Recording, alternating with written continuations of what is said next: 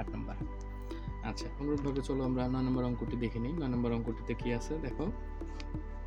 হ্যাঁ, 9 নম্বর অঙ্ক আছে হচ্ছে আমাদের 2x প্লাস 3y গুণ করতে হবে 5xy দ্বারা। তাহলে প্রিয় শিক্ষার্থীরা খেয়াল করো, আগের অঙ্কগুলোতে এক পদ রাশি ছিল, এখন আমাদের এখানে বহুপদের সাথে এক পদের রাশির গুণ করতে বলছে।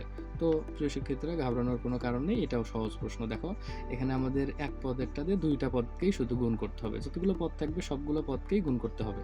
তাহলে আমরা 5x দ্বারা যদি প্রথম পদটাকে গুণ করি তাহলে আমরা কত পাবো? 5 দুগুণ 10, এখানে দেখো x আছে, এখানে x আছে, তাহলে x স্কোয়ার, আর এখানে y আছে, এটাতে কোনো y নাই, তাহলে yটাও লিখতে হবে আমাদের।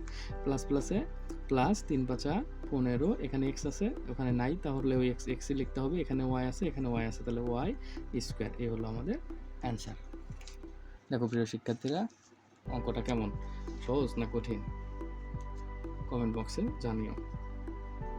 এরপরে আসো 10 নম্বর অঙ্কটা করি।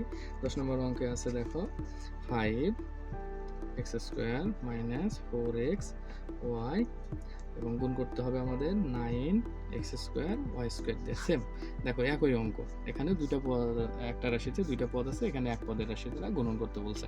তো যাই হোক আমাদের অঙ্কের যে নিয়ম সেই অনুযায়ী করি। চলো 5 নং 45, 5 নং কত 45, এখানে x স্কোয়ার আছে, এখানে x স্কোয়ার আছে, তাহলে x to the power 4 Y square plus মাইনাসে মাইনাস 4 নং 36, এখানে দেখো x স্কোয়ার আছে, এখানে x আছে, তাহলে x কিউব, এখানে ওয়াই স্কোয়ার, ওখানে y, তাহলে y কিউব। এই হলো আমাদের অ্যান্সার।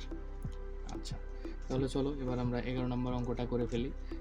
তাহলে 11 নম্বরটাতে দেখো 11 নম্বর অঙ্কে কি আছে দেখো, 2a square minus 3b square plus c square divided a cube B square. আচ্ছা প্রিয় শিক্ষার্থীরা খেয়াল করো, এবার এখানে প্রথম পদ রাশিতে আমাদের 3টি পদ আছে এবং এক পদের রাশি দ্বারা গুণন করতে বলছে। তো সমস্যা নাই, চলো আমরা নিয়ম অনুযায়ী শুরু করি।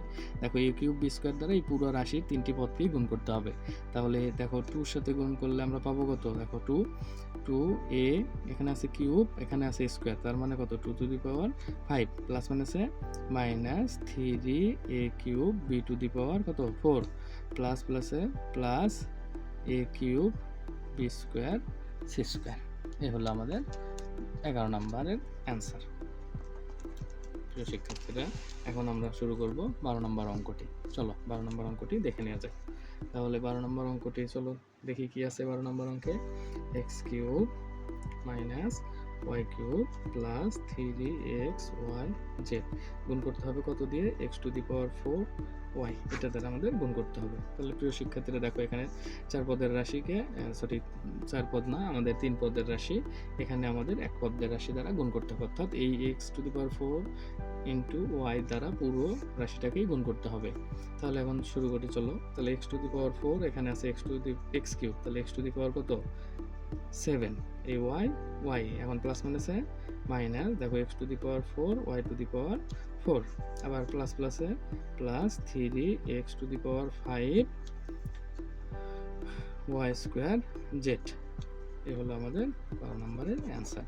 প্রিয় শিক্ষার্থীরা, অঙ্কগুলো কেমন লাগে বা কেমন লেগেছে তোমরা কমেন্ট বক্সে জানাবে এবং বেশি বেশি লাইক কমেন্ট শেয়ার করে তোমার বন্ধুদের মাঝে ভিডিওটি শেয়ার করে দিবে, যাতে তোমার বন্ধুরা উপকৃত হতে পারে। এবং তোমাদের যে কোনো অঙ্কের সমস্যা আমাকে জানাতে পারো, কমেন্ট বক্সে জানিও, আমি তোমাদের সেই সমাধান করে দেওয়ার চেষ্টা করে দেব।